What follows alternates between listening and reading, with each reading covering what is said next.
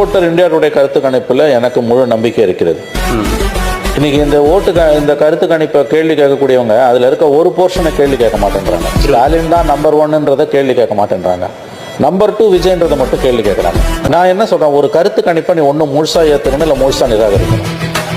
ஒரு கருத்து கணிப்பை முழுசாக நீ ஏற்றுக்கணும், இல்லை முழுசாக நிராகரிக்கணும். நான் 50% ஏற்றுப்பேன், 50% ஏற்றுக்க மாட்டேன்றது என்ன விதமான அறிவு நேர்மை?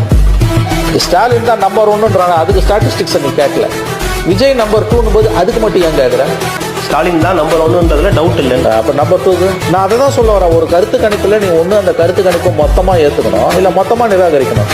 அந்த கருத்து கணிப்போட ஒரு போர்ஷனை ஏற்றுக்கிட, இன்னொரு போர்ஷன் என்ன டேட்டானா ஏன் அதை முதல் இதுக்கு கேள. இது என்ன மாதிரியான அறிவு நேர்மை? எனக்கு பிடிச்சதா இருந்தால் அந்த டேட்டாவை இந்தியா டுடேவே சொல்லிவிட்டது பார் அப்படின்வாங்க.